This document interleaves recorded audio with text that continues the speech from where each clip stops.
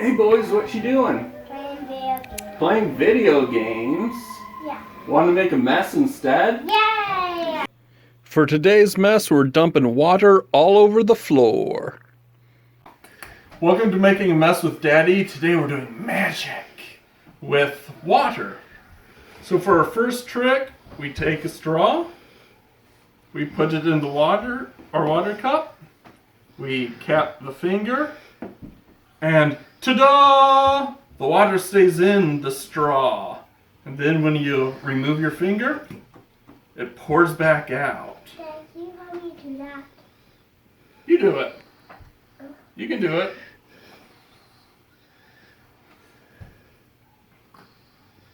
I did it! Good job. But what happened here?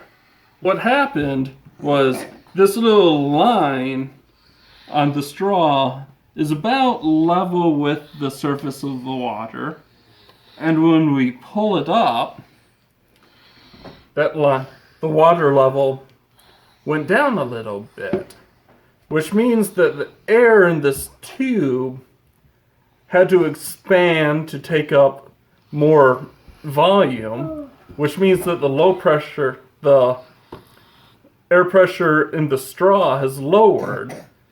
The atmospheric pressure around the straw hasn't changed at all. So we have low pressure in the straw, high pressure around the straw, and the high pressure is actually pushing the water up in the straw, holding it in place. When we take our finger off the straw, we allow air in the top of the straw, which will equalize the air pressure. Gravity will take over and pull the water down. But do you think it's going to work on a bigger straw? Got a bigger straw here. And cap it. It does not. Let's try that again.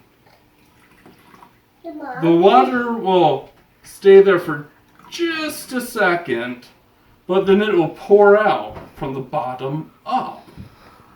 And that means that we missed something with the straw. You notice that on the bottom of the straw, we have what looks like almost like an elastic membrane or something Daddy, take the finger. covering on the surface of the water. That's something known as surface tension. You see, this is a water molecule. Yep, good old H2O. Hello! It's called H2O because it has two hydrogen atoms covalently bonded to an oxygen atom. That just means that they share the electrons, but oxygen doesn't share them equally. Oxygen kind of hogs them.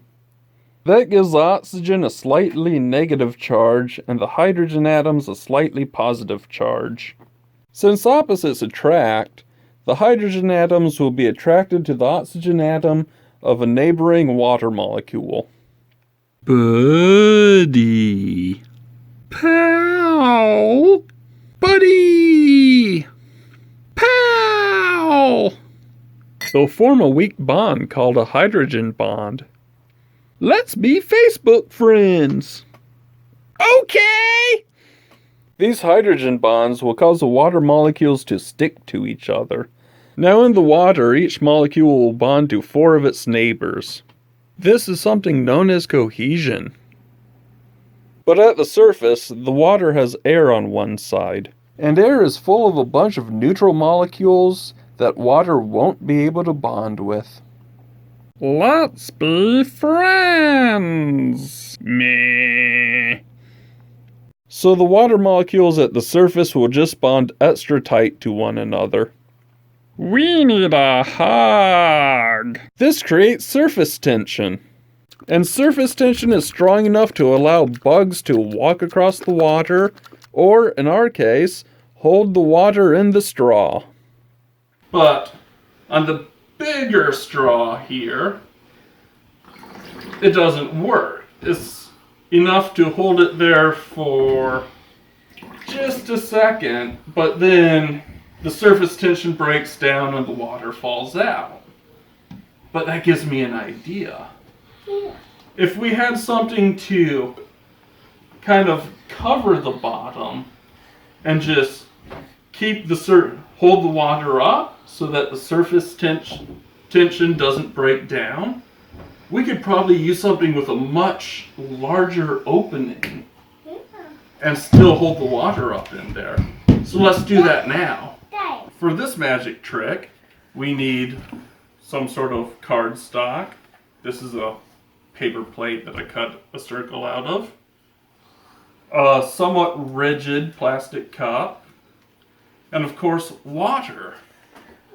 So now we put the card on top of the cup full of water, flip it over, and what do you think, boys? Think it's going to hold?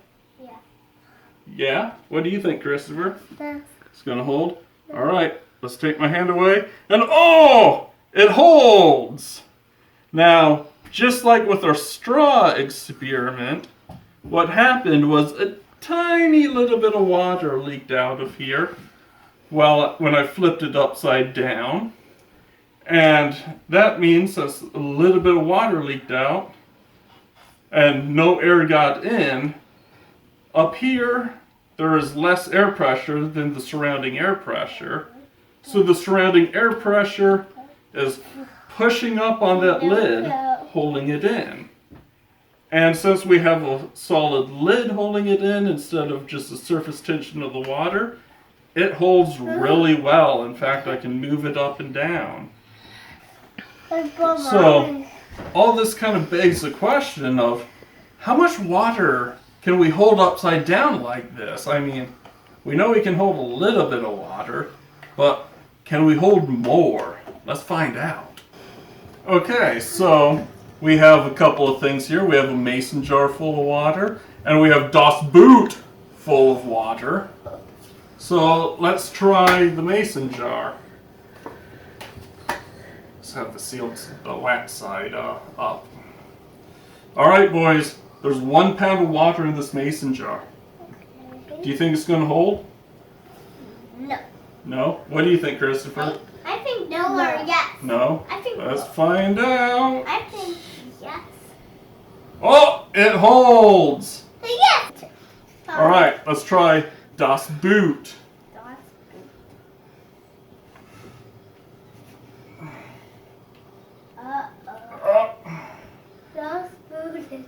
All right, there's 6 pounds of water in here. Do you think it's going to hold? No. No? What do you think? No? Because there's Let's find out. It holds! 6 pounds of water being held up by air pressure. And actually, this raises a good question. If we're holding up 6 pounds, how much can we hold up? Well, it turns out that the opening of Das Boot is about 20 square inches. And air pressure pushes down on us at about 14.7 pounds per square inch. So there is 294 pounds of air pressure pushing up on this boot, holding that water in.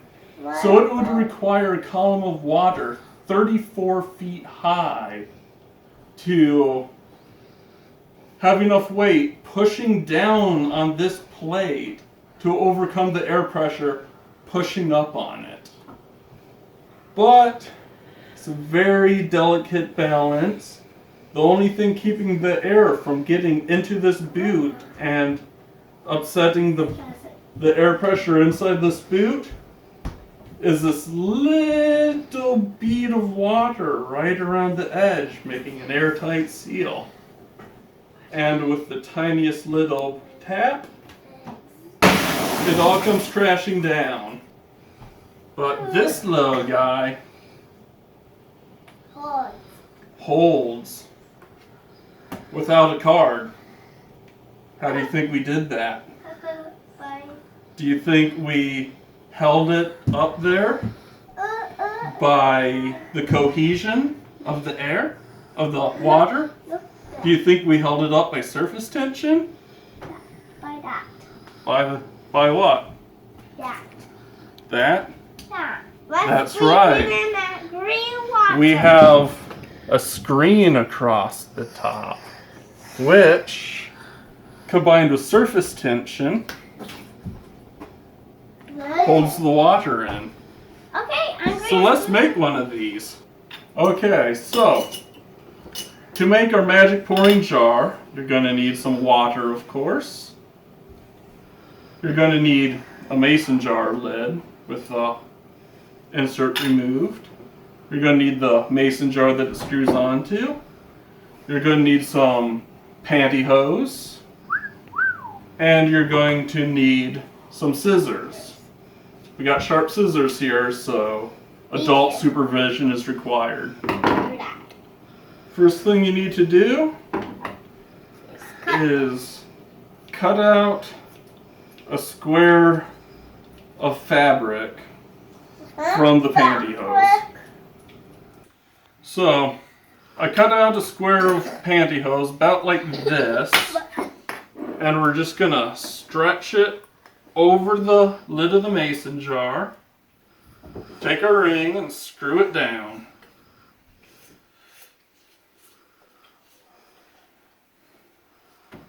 And now we have a nice screen over the lid of the mason jar, and we can pour water right through that.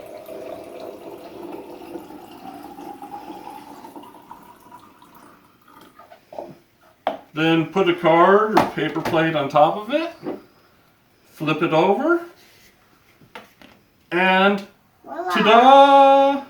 Voila! The water stays in the jar. That's because the pantyhose has lots of tiny little holes in it. And the surface tension of the water is strong enough to hold the water up across those little holes, much like it was with the straw in the first place.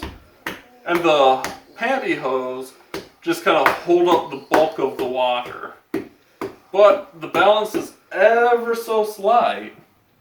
And if you tilt the jar just a little bit, all the water will come pouring right out.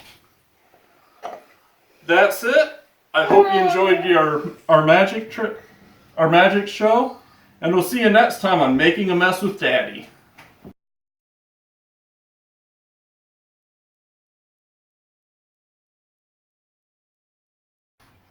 One last thing. In all my experiments, I used rather rigid containers because the container needs to be rigid to resist the air pressure pushing in on it. None of these experiments will work with a flimsy container like the smelt jug here. It'll all the water will just start pouring out all over the place. Sorry, Christopher.